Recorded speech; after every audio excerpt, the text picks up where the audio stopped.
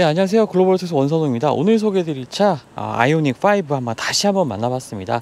지난 시승기를 통해서 주행 성능이라든지 여러 가지 기능들을 설명을 드리긴 했었는데요. 조금 부족한 점이 있었죠. 그래서 아이오닉 5를 다시 시승을 하면서 이전에 소개해드리지 못했던 다양한 기능들 뿐만 아니라 일상생활에서 구매를 하시거나 아니면 구매 전이신 분들에게 좀 도움이 될 만한 정보를 전해드리기 위해서 아이오닉 5를 다시 한번 만나봤습니다. 그럼 지금부터는 어떤 기능 있는지 꼼꼼히 다시 한번 살펴보는 시간 갖도록 하겠습니다. 자, 먼저 안에 실내를 보기 전에요, 안쪽에 있는 이 프렁크 공간을 한번 확인을 해 보겠습니다.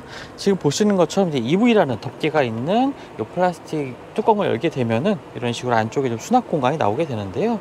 지금 보시는 것처럼 꽤나 깊이도 있고 좀 주변으로 정리도 좀 잘 되어 있고 덮개까지 있는 공간이라 옷 같은 것을 넣어놔도 이렇게 쉽게 먼지가 타지 않을 정도로 아주 잘 보관되는 수납 공간을 보고 계십니다. 그리고 이 안쪽에 작은 케이스가 하나 있죠. 이거 한번 열어볼게요. 자, 열게 되면은, 자, 이거 같은 경우에는 V2L 어댑터입니다. 지금 220V 외부 전원을 사용하기 위한 어댑터라고 보시면 되겠는데요. 자, 충전구를 한번 꼽아 보겠습니다. 자, 차량의 후면부, 그러니까 오른쪽 바퀴 뒤쪽에 보시면 이렇게 충전구가 위치해 있는데요.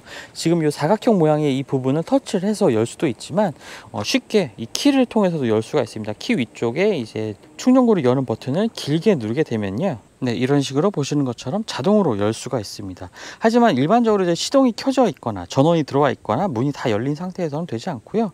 시동이 좀 꺼져 있는 상태에서 이 버튼을 길게 누르면 자동으로 열고 닫을 수가 있습니다. 지금 옆쪽에 보시면 이 충전 상태, 충전 양을 좀 나타내는 인디케이터도 좀 표시가 되고 있는 부분이 있고요. 일반적인 DC 콤보 타입의 이 충전구를 보고 계십니다. 자, 이제 한번 어댑터를 한번 연결을 해 볼까요? 자, 지금 보고 계시는 어댑터의 위쪽을 이렇게 결합을 시키게 되고, 네, 지금처럼 이렇게 어댑터가 이런 식으로 결합이 되고요. 그리고 아래쪽을 이렇게 열게 되면은 이 안쪽에 220V 콘센트가 이렇게 보이게 됩니다. 이래서 외부에서 노트북 충전한다든지 다른 전기 오븐을 연결해서도 이렇게 사용할 수가 있는 넉넉한 이 전기량을 보유하고 있으니까요. 이렇게 외부에서 전원 같은 것들이 이런 식으로 사용을 할 수가 있습니다. 자, 사용이 끝나면 이 차량의 도어 잠금 장치를 이제 해제를 하고요. 그런 후에야 이제 이 커넥터를 제거를 할 수가 있습니다. 이런 식으로 일반적으로 이제 열리지 않은 상태에서는 커넥터가 제거되지가 않습니다. 자, 전동식 한번 게이트를 열어보겠습니다. 아래쪽에 이 버튼을 누르게 되면요, 이렇게 점등과 함께 뒤쪽에 트렁크 공간을 확인을 해 볼 수가 있는데요. 트렁크 공간 자체는 이 아래쪽에 전기 모터라든지 전기 파워트레인과 관련된 부품들이 좀 있기 때문에 좀 위치가 조금 높게 있습니다. 그리고 공간 자체가 그렇게 넓지는 않은데요. 하지만 이 안쪽에 있는 시트 활용도가 굉장히 좋기 때문에 내부 공간을 좀 변경을 해서 적정 공간을 많이 좀 늘릴 수가 있습니다. 그리고 이 짐이 넘어가지 않도록 하는 이 가림막 같은 것도 설치가 되어 있는데요. 이것이 사실 이 처음에 지금 앞쪽에 지금 설치가 되어 있지만 지금 보시는 것처럼 이제 뒤쪽으로 옮겨서 이렇게 설치를 할 수도 있습니다. 이렇게 된 이유는요, 이제 시트 같은 경우, 2열 시트 같은 경우에 뒤쪽으로 상당히 많이 눕혀지는 이 리클라이닝 기능이 적용이 되어 있습니다. 그래서 이 시트를 최대한 뒤로 눕히게 되는 경우에는 조금 이 가림막을 앞쪽으로 당겨서 장착을 하고요. 시트 각도를 조금 더 조정하는 경우에는 짐을 많이 싣는 경우가 되겠죠. 좀 앞쪽으로 이 가림막을 앞으로 당겨서 좀 장착을 할 수가 있습니다.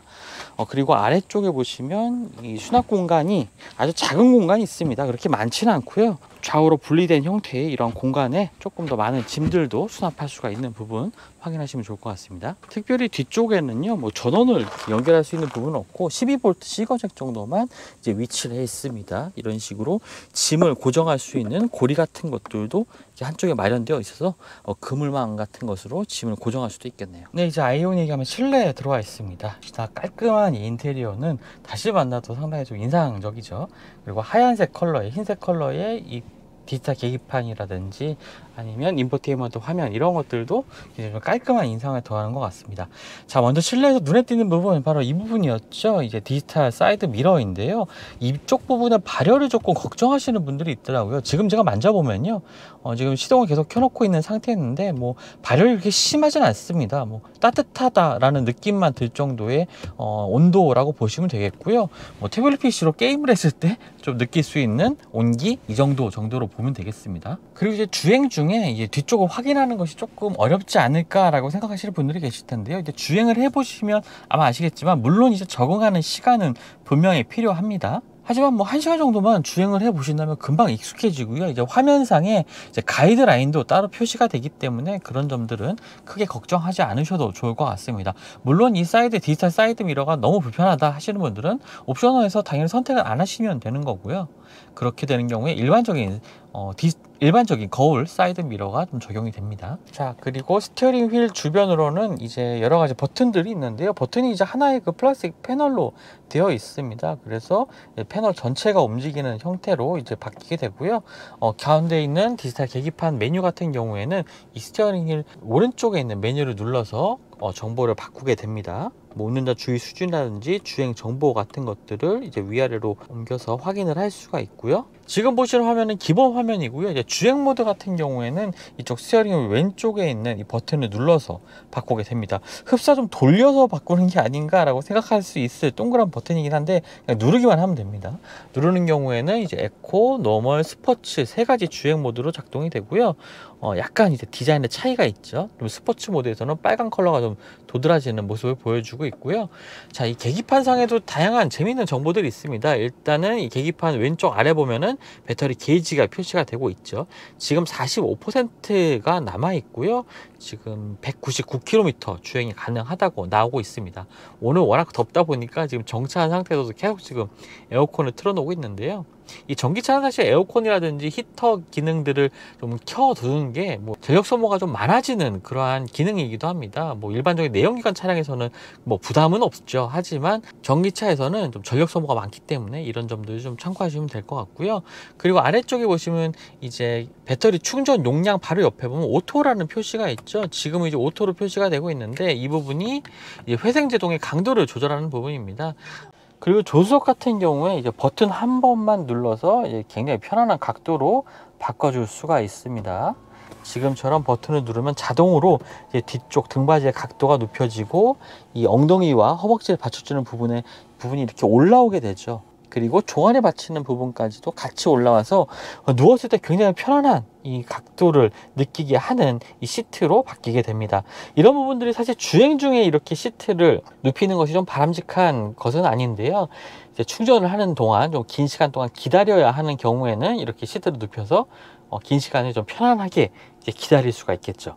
일반적인 차량들의 시트 같은 경우에는 이렇게 등받이를 눕히는 경우에 이 부분이 그냥 고정되어 있다 보니까 좀 허리라든지 엉덩이 부분이 조금 불편함을 많이 느끼게 됩니다. 하지만 이 아이오닉 5의 이 흡사 무중력 시트 같은 경우에는 위쪽까지 이제 올라오면서 완전히 눕는 듯한 형태로 자세를 좀 바꿔주게 되죠. 그렇다 보니까 굉장히 편안한 느낌을 받게 되고요. 실제로 아마 앉아보시면 많은 분들이 편안하다는 감각을 느끼실 수 있을 것 같습니다. 자, 이제 버튼을 눌러서 이제 시트를 원상복구를 시키는 것도 모두 자동으로 되고요. 앞쪽까지 스스로 이동을 해 옵니다.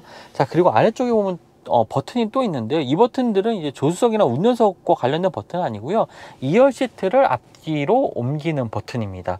이제 운전석에서 뭐 뒷좌석의 공간을 조금 넓히고 싶다 할 때에는 이제 버튼을 눌러서 이런 식으로 시트를 앞쪽으로 옮기기도 하고요. 또 뒤쪽으로 옮기기도 합니다. 물론 이 옆쪽에 있는 왼쪽 시트 같은 경우에도 같이 이제 앞쪽으로 당기고 뒤로 밀 수가 있습니다. 왼쪽 같은 경우에는 두 개 붙어있는 시트가 함께 움직이게 되고요. 오른쪽 같은 경우에는 하나의 1인 이 시트만 이게 따로 떨어져서 움직이게 됩니다. 자, 지금 이제 운전석 시트를 보고 계시는데요. 운전석 시트 아래쪽에 조절부를 보고 계시는데요. 지금 이제 버튼을 눌러서 이제 말씀드렸던 종아리 부분을 받치는 부분까지도 이렇게 확장을 시킬 수가 있습니다. 사실 굉장히 좀 고급 세단들에서나 볼 법한 이러한 기능들이 아이오닉 5에는 좀 갖춰져 있고요. 그리고 허리를 지지해주는 부분이라든지 시트 각도도 모두 전동으로 조절할 수가 있습니다. 조수석도 마찬가지고요. 자, 이제 2열 공간 보고 계시는데요. 굉장히 넓죠. EGMP 플랫폼을 사용하다 보니까 이 바닥도 굉장히 좀 낮은 편이고요. 실내 공간도 긴 휠베이스 때문에 굉장히 넓은 실내 공간을 보여주고 있습니다. 자, 2열 시트 같은 경우에는 이제 전동 기능이 있습니다. 각도를 조절하는 건 아니고요. 이 앞쪽 슬라이딩, 앞뒤 슬라이딩이 이제 전동으로 조절이 가능합니다. 자, 그리고 위쪽을 보시면 아주 넓은 파노라믹 루프가 마련이 되어 있는데요. 그래서 이 파노라믹 루프 때문에 2열 공간의 개방감도 좋고 기본적으로 이 넓은 실내 공간 덕분에 굉장히 여유로운 그리고 편안한 느낌을 좀 많이 받게 됩니다. 자, 지금 이제 실내에 들어와 있는데요. 좀 무릎 공간 뭐 굉장히 여유가 있죠. 지금 이 시트도 제 시트 포지션을 맞춰 놓은 상태입니다. 그 상태에서도 무릎 공간이 거의 뭐 주먹이 3개가 들어갈 만큼 굉장히 여유로운 공간 보여주고 있고요. 또 앞쪽에는 USB 포트 2개, 그리고 작은 수납 공간도 마련이 되어 있습니다. 운전석과 조수석 시트 같은 경우는 이 앞쪽은 뭐 가죽으로 되어 있지만 이 뒤쪽은 이렇게 패브릭 소재, 천 소재로 되어 있는 점도 좀 특징이 될 것 같네요. 앞쪽에 송풍구가 있긴 한데요. 바람이 그렇게 세진 않습니다. 지금 제가 이 송풍구의 바람을 한 3단계 정도로 높여 놓은 상태인데요. 그 상태에서도 바람이 그렇게 세게 뭐 앞쪽에서 이 운전석과 조수석에서 느낄 수 있는 바람의 세기만큼의 바람은 나오지가 않습니다. 그래서 사실 오늘 굉장히 좀 더운 날씨인데요. 이런 날씨에서는 조금 뒷좌석이 더울 수도 있겠네요. 좀 2열까지 빠르게 좀 냉각이 되는 형태는 아니긴 하지만 뭐 그래도 없는 것보다는 이 냉각 성능을 높이는 데 좀 도움이 될 것 같습니다. 자, 거기다가 이 아이오닉 5 같은 경우에는 이렇게 가림막도 따로 마련이 되어 있어서요. 햇빛도 쉽게 손쉽게 좀 가릴 수가 있게 되겠고요. 지금 보시면 아시겠지만 1열도 마찬가지입니다만 이 2열에 보시면 이 도어 같은 경우에 조금 독특한 소재의 플라스틱이 있습니다. 뭐 재활용 가능한 이 플라스틱 소재를 썼다는 점, 이런 점들도 특징이 되겠고요. 2열 공간의 아래쪽을 열어보면은 이제 컵홀더가 있고 뭐 스키스루 같은 건 따로 없습니다. 4대 6으로 폴딩이 되는 이 2열 시트도 있고요. 자, 그리고 2열 시트 같은 경우에는 리클라이닝 기능이 있습니다. 지금 이 끝쪽 왼쪽의 시트를 가장 세워놓은 상태이고요. 지금 한쪽은 가장 눕혀놓은 상태입니다. 차이가 굉장히 좀 크게 나죠. 지금 완전히 눕힌 상태에서는 어느 차량보다도 이 리클라이닝 기능의 각도가, 눕는 각도가 굉장히 크기 때문에 편안하게 좀 이동을 할 수가 있고요. 이 세워놓는 경우에는 또 짐을 많이 실을 필요가 있을 때 이런 식으로 세워서 사용할 수 있을 것 같습니다. 각도 차이가 굉장히 크게 나기 때문에 사용 용도에 따라 변경해서 사용하시면 될 것 같네요. 그리고 도어에 보시면 뒤쪽에는 이제 히팅 기능만 2단계로 들어가 있는 것도 확인을 할 수가 있습니다. 역시나 여유 있는 공간, 그리고 다양한 활용성을 갖춘 아이오닉의 실내 공간이었습니다. 자, 이번에는 한번 주행을 하면서 몇 가지 좀 알려드릴 사항들 좀 영상을 통해서 전달드리도록 하겠습니다. 일단은 오랜만에 이제 다시 아이오닉 5를 좀 시승을 하고 있는데요. 역시나 이 좀 하체가 다른 일반적인 내연기관 같은 동급의 뭐 다른 내연기관 차량들을 탈 때보다 조금 더 단단한 서스펜션 세팅을 좀 보여주고 있습니다. 이것들이 아무래도 좀 무거운 배터리, 뭐 전기 모터 같은 이 전동 파워트레인을 탑재를 하다 보니까 좀 서스펜션 세팅이 조금 짧게 그리고 더 단단하게 되어 있는 이러한 특성을 좀 보여주고 있고요. 그래서 아마 좀 다른 내연기관 차량들, 뭐 가솔린이나 디젤 차량들 타시다가 아이오닉 5를 타시면 이 도로의 요철 같은 것들이 조금은 더 잘 느껴질 수가 있을 것 같습니다. 이러한 이 서스펜션 세팅 같은 것들을 좀 참고하시면 좋을 것 같고요. 일단은 아까 말씀드렸다시피 이 디지털 사이드 미러 같은 경우에 쓰임새가 조금 처음에만 조금만 좀 적응하는 시간이 필요하고 그 시간을 좀 지나가게 되면은 상당히 좀 편리하게 사용을 할 수가 있습니다. 일단 이 화면에서 보는 이 화각도 굉장히 좀 넓은 편이고요. 상당히 좀 아래쪽까지 시야를 볼 수가 있습니다. 그래서 만약에 이제 후진 주차하는 경우에 이 주차 라인, 바닥에 있는 이 주차 라인이 이 화면을 통해서 이 주차 라인까지도 화면을 통해서 이제 확인을 할 수가 있거든요. 그래서 굉장히 좀 편리하게 사용을 할 수가 있는 부분이 되겠고요. 그리고 또 여러 가지 옵션 가운데 이제 빌트인 캠이 있습니다. 뭐 사실 빌트인 캠 블랙박스를 대체하는 기능을 하고 있는 옵션이긴 한데 사실 그렇게 효용 가치가 높지 않습니다.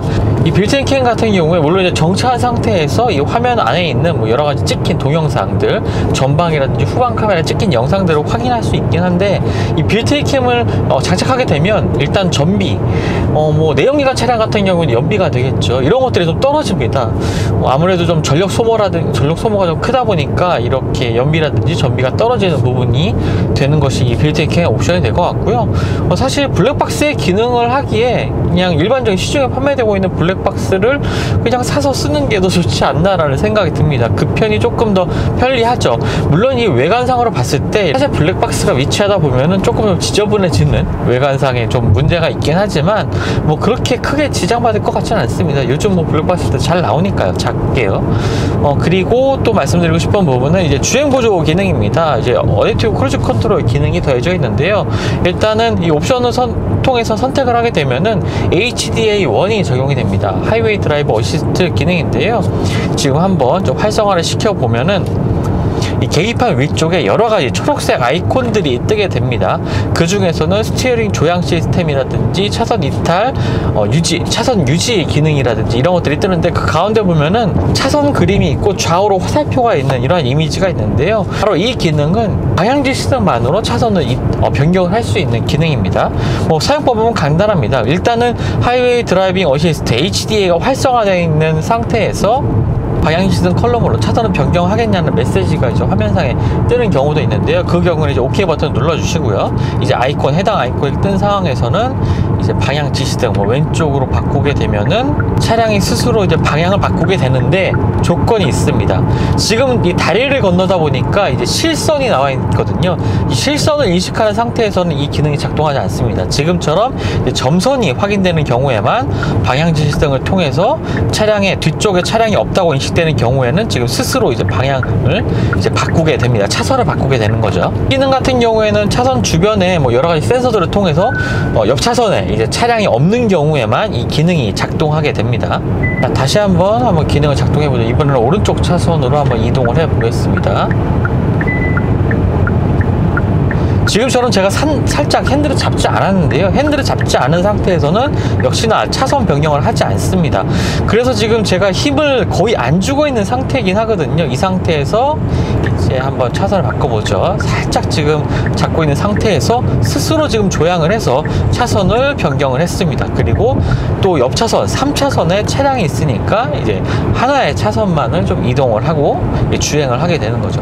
자, 그리고 차량의 회생제동과 관련된 기능이 있는데요. 이제 전기차다 보니까 이 회생제동을 통해서 전기를 많이 회수를 하게 됩니다.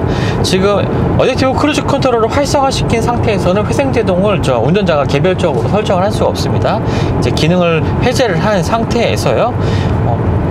계기판 왼쪽 아래에 보시면 이제 지금은 일반적인 주행이기 때문에 오토로 표시가 되고 있는데, 이제 수동 모드를 바꿀 수도 있습니다. 지금 스티어링 휠에 있는 좌우측에 있는 페달을 플러스를 누르면 회생제동이 강해지고, 회생제동 강도는 총 0단계에서 3단계까지 조절할 수가 있고요. 마지막에 이 왼쪽에 있는 패드를 꾹 누르게 되면은 맥스라는 로고가 뜨면서 이제 완전히 정차할 때까지 회생제동이 강하게 들어갑니다.